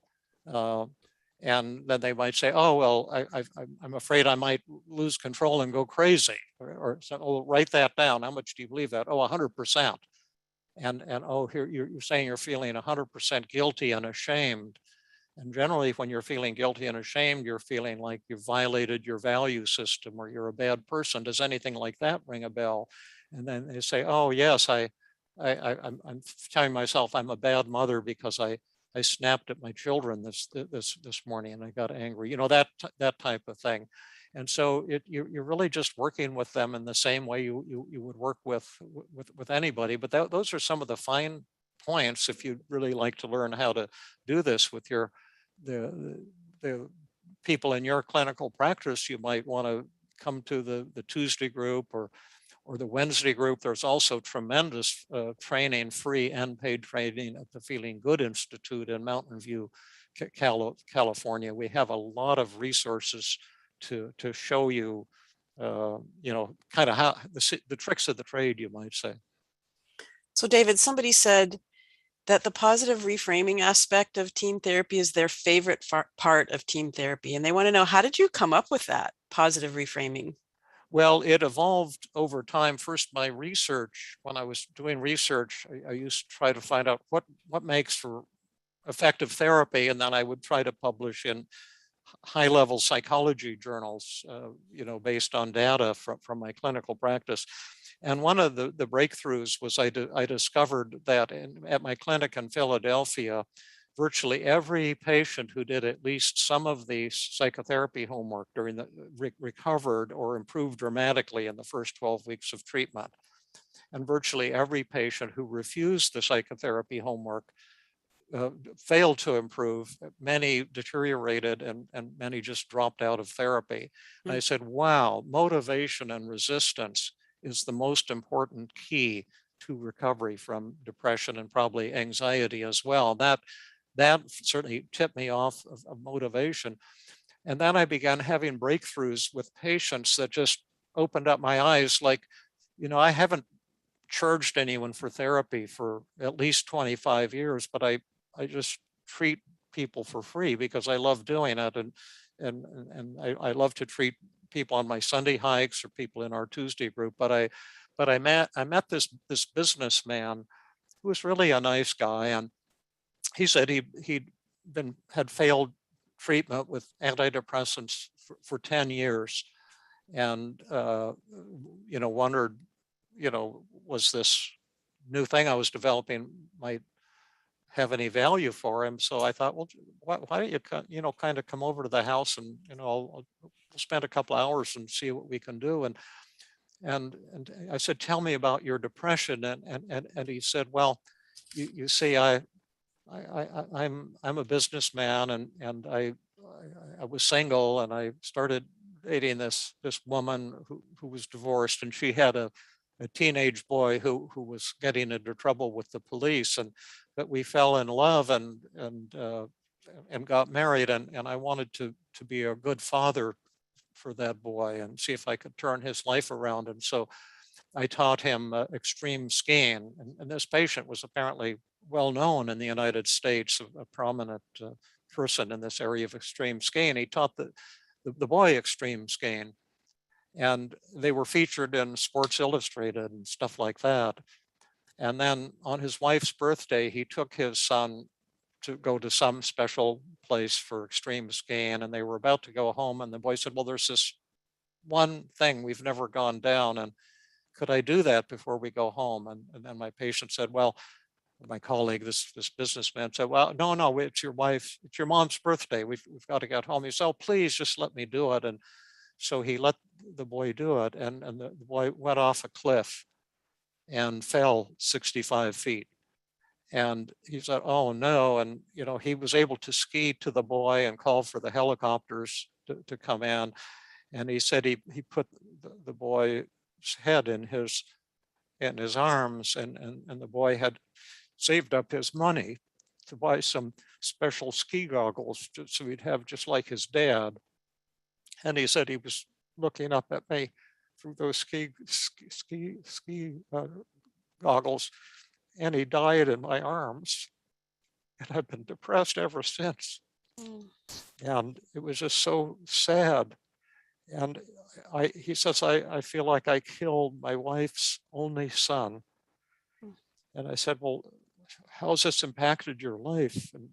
And he says, well, I could be making $500,000 a year, but for the past 4 years, I've barely, made $30,000, $40,000 a year because I'm doing other things with my time now. I said, well, what are you doing with your time? And he said, well, I've raised money to buy wheelchairs for people in Vietnam who lost limbs because of landmines.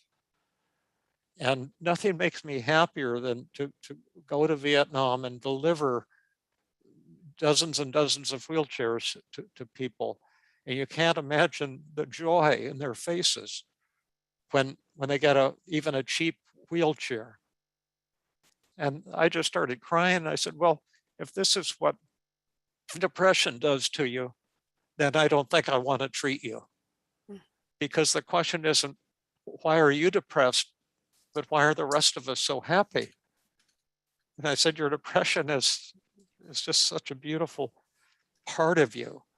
And then he started crying too. It was a fantastic moment. And then after that, suddenly we could use the daily mood log, and he blew his negative thoughts out of the water. And by the end of the session, he started laughing so hard that he actually fell out of his chair onto the floor laughing.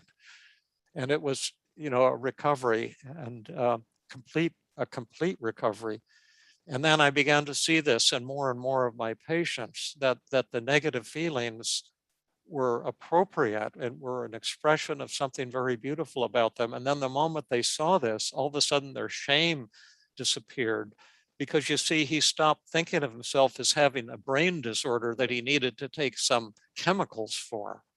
And instead he could be proud of his depression. And this has made a tremendous difference for me personally and professionally, the whole thing of positive reframing. And then it evolved, and with the Tuesday group, as you know, Rhonda, we're always refining things and tightening things up and deepening the insights and developing techniques to train people to use these. And if in the book Feeling Great, you can see all about these new techniques and positive reframing and how it works for anger and for hopelessness and so forth. David, you're probably not reading the chats, but people are just saying how incredible that story was. And it was very beautiful and so touching and inspiring and so moving to see how even so many years later, you're still touched and moved by what happened with him. Yeah, and that I mean, it's really a privilege that we have to be therapists and to have techniques now that worked. When I was a resident, I was yearning, could somebody tell me something that would help somebody? Mm-hmm. And now I get to have that experience over and over and see the beauty inside of people. And you saw the beauty inside of Melanie too. Mm. Well, just following up on that, somebody asked, was Melanie able to come up with her positive qualities on her own? And because this person is saying when she asks her clients how the negative emotions and thoughts might be helping them, they usually, or they tend to say nothing, they're not helpful. Yeah, it's hard to see, and it's kind of teamwork between the therapist and patient. You have to get the patient started, and then once the patient gets on a roll and begins to see it, then it becomes easier and easier for them to come up with it. But I would have to say that the positive reframing is difficult for patients and for therapists as well. Patients can learn it faster than therapists can, to tell you the truth.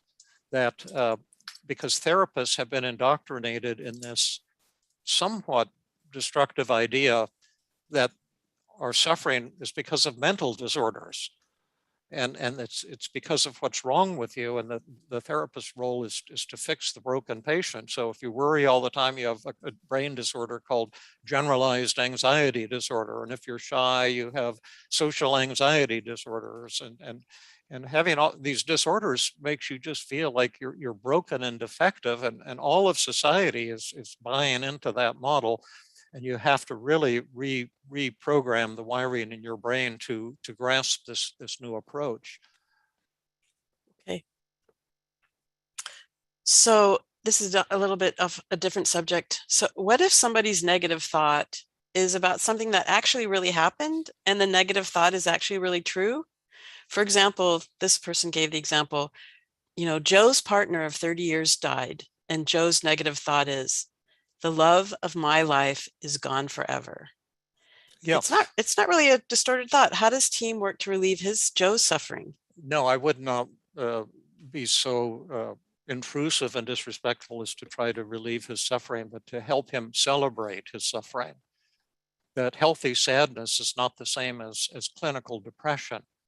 And there's something called sadness as celebration, that if his partner has died and he's filled with grief, that's a beautiful thing.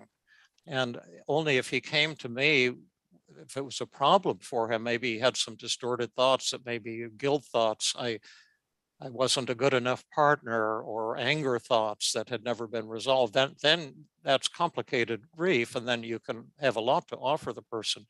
But most of the time you don't. I think you and I, Rhonda, will remember working with Rose on a live podcast, again, a live therapy session with Rose, someone in our Tuesday group, and she was grieving her father, who had not died, but has incredible serious heart and cancer problems. And again, it was eye-opening for Rose that her grief was an expression of her profound love for her father and the wonderful relationship they had had when she was growing up and she wanted to go to South America, and people told her it's too dangerous to do that. And then her dad said, I tell you what, I'll go on that adventure with you. And it was just, she discovered that her grief was a healthy, positive thing that she could be proud of. And it was just, it's a mind-blowing podcast. If any of you are interested, you can go to my website, feelinggood.com. There's a search function. You can type in sadness as celebration or grief, and then it will automatically bring up all the relevant podcasts. I don't, did I do okay on that, Rhonda? Perfect. It was okay. Really great. Well, sticking with positive reframing, are there good ways to positively reframe resistances about addiction, such as alcoholism? Yes, in fact, if you go to my website, feelinggood.com, that Pesci I loved working with Pesci, publishing Feeling Great, and Linda Jackson, the publisher. She's just amazing, down-to-earth human being. And but it was so long, I had to take 9 chapters out of it. It's still a pretty big book. And so I had a section on habits and addictions, and I pulled it out to shorten the book.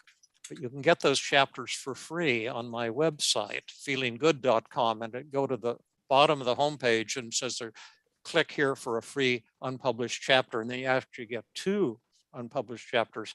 But yes, there are radical new techniques that I've developed for the treatment of habits and addictions, like drinking too much, eating too much, nail biting, excessive internet surfing, whatever. And the techniques are radical and new and wildly different from other addiction treatment programs. One is called the triple paradox. One is called the decision-making tool, and one is called the devil's advocate technique. And if Pesci is happy with how this free presentation went, that will in fact be the topic of my next free event with Pesci, is habits and addiction treating, and I'll illustrate those live in the workshop and have volunteers and do role plays, and actually have all of the people in the workshop who want to use those techniques. But just to tell you a preview what the triple paradox is, let's say you're overeating. Then I have you do 3 columns. The first column is list all the really great things about eating as much as you want, of whatever you want, whenever you want. Like what's great about overeating. And then the middle column is what sucks about diet and exercise and all the good reasons not to diet and exercise. And then the third column is what your overeating or drinking too much or whatever the habit happens to be shows about you that's positive and awesome. Now, this is the opposite of what therapists do. They try to talk you out of overeating, over drinking, but I'm trying to talk you into it to see all the wonderful things about your addiction or habit. And then after we've listed all these 3 columns, then I would say, well, given all that, why in the world would you want to change? Looks like it's a good thing you've got going. I mean, gosh, you get plastered every night and it's fun and blah, blah, blah, and blah, blah, blah, and shows that you're a rebel and you're not a conformist and you're not going to let your wife control you and blah, blah, blah. So why in the world should we work to change that? Do I have the tools to change that? Absolutely. But I don't see why we should use them. And so now, again, the patient has to persuade the therapist to work with him or her rather than the therapist trying to sell something to the patient.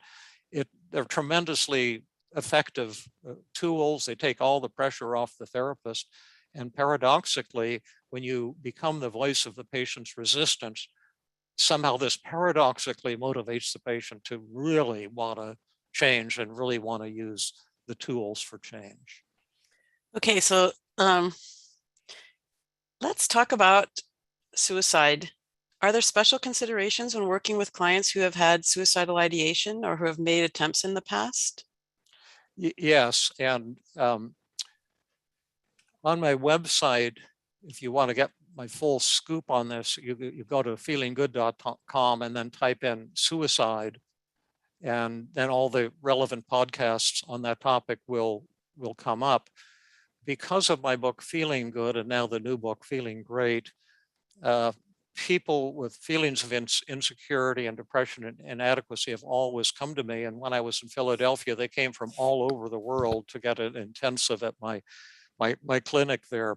And I would say at least 70% of my patients struggled with suicidal urges. A great many had past suicide attempts as well.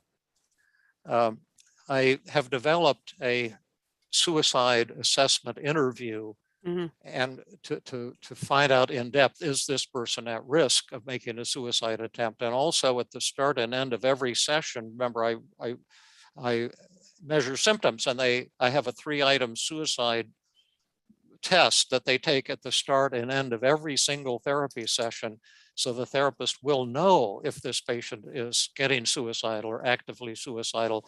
And then you can do this interview to find out if the patient is at risk of making a suicide attempt. And if the patient is at risk, then they will need to have a more intensive treatment, a day treatment, or even hospitalization, because playing Russian roulette with someone's life by having them engaged in voluntary outpatient once a week treatment when they're actively suicidal is not good therapy.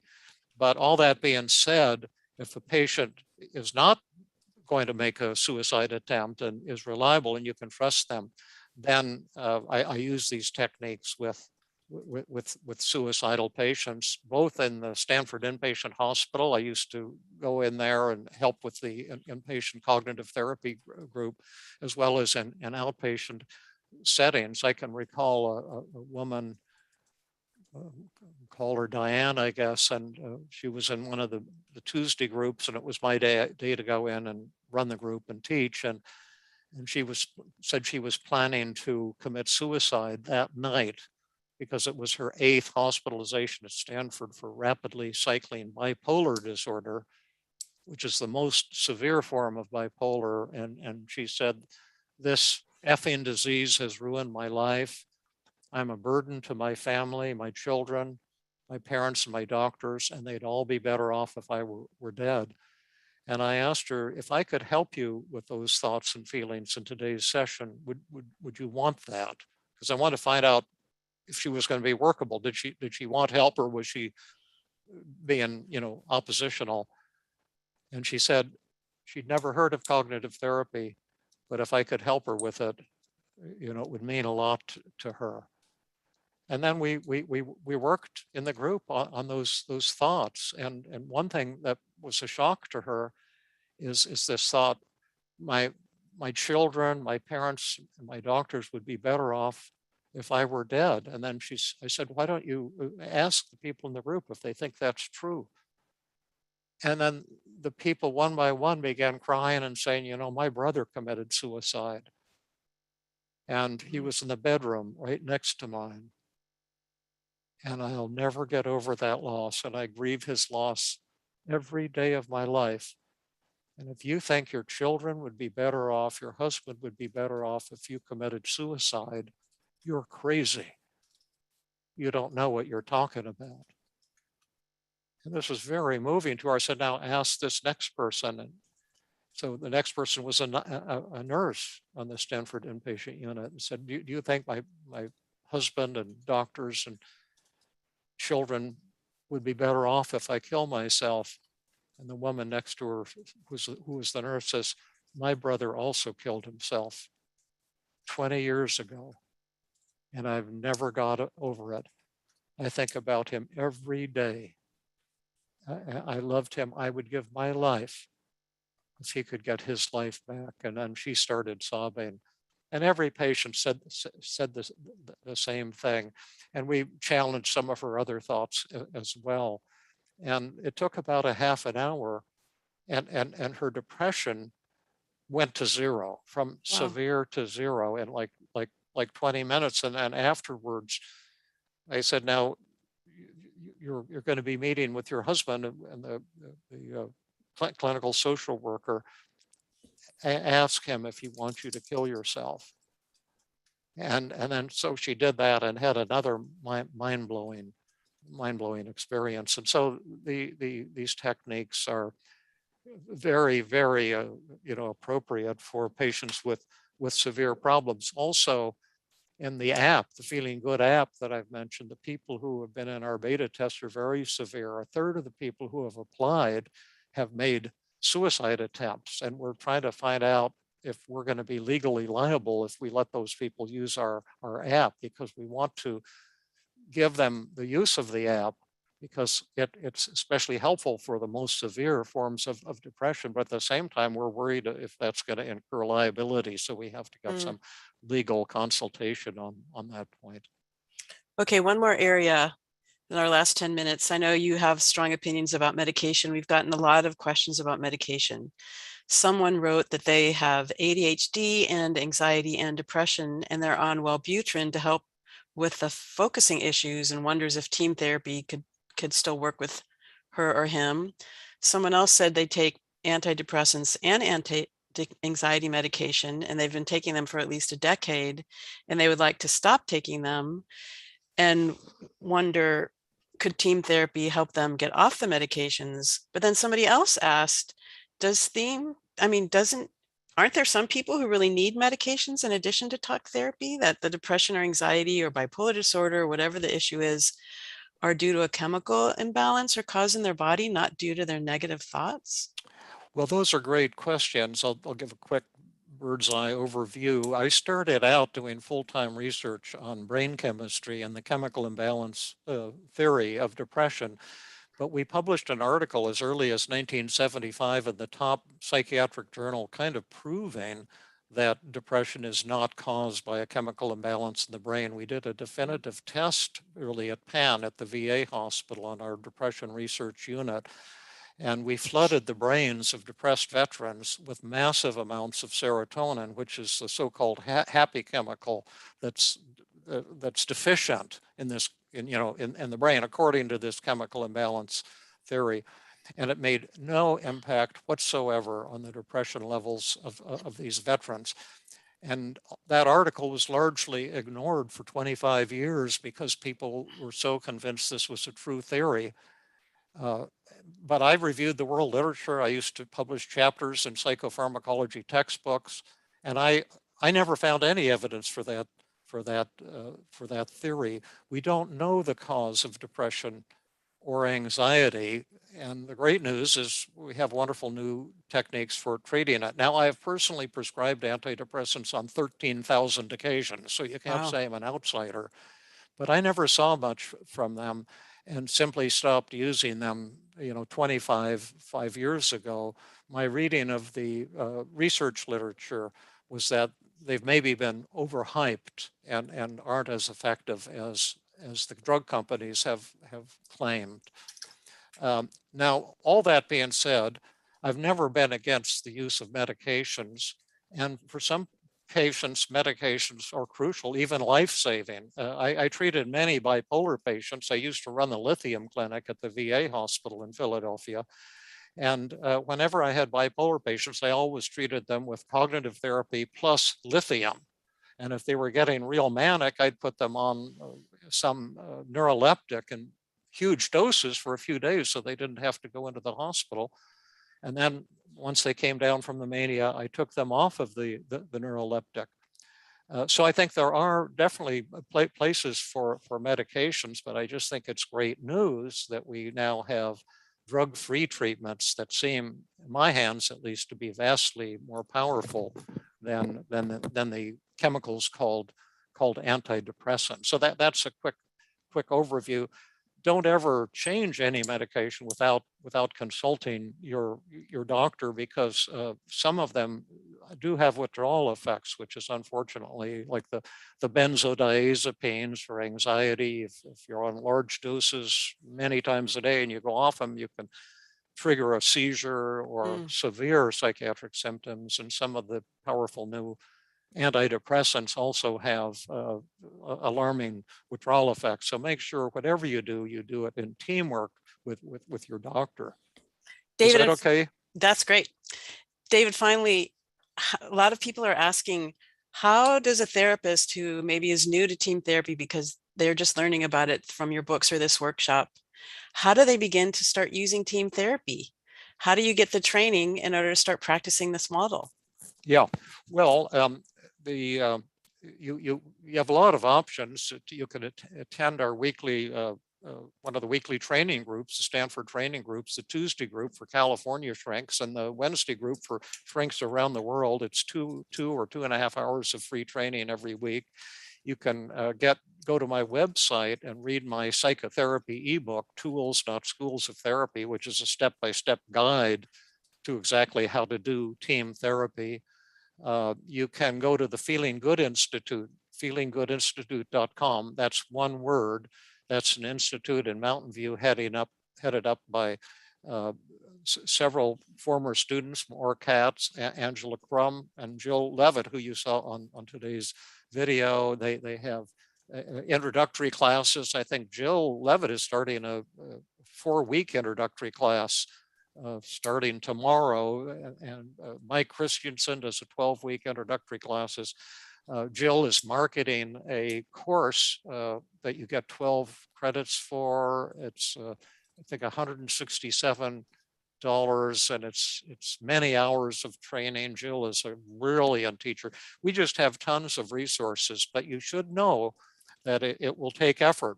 I make the techniques look easy, but they're very challenging to learn. And if you put in the effort, you come to our training groups, you do the homework and practice, you can transform the way you do clinical work.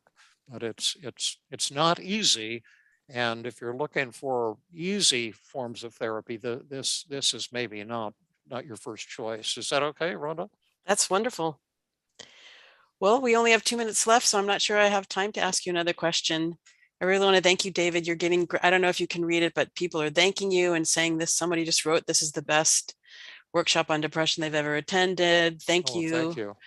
And really appreciating everything that you've done for this. I appreciate that. And I appreciate you, Rhonda, and your spirit and your giving all the time. And I know you spent a month or two teaching in India. Now you've been went to Britain and spent time with the British team CBT group, and you're helping people all over the world get started in this area. And I also want to thank Linda, because Linda Jackson, what a wonderful person. What Pessy, what a wonderful organization. And I like doing things for free. I like helping people for free because most people don't have a lot of money, including therapists, and people all over the world are suffering.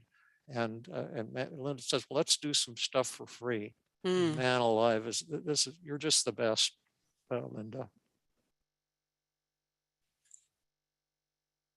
So thank you. I think that's about it.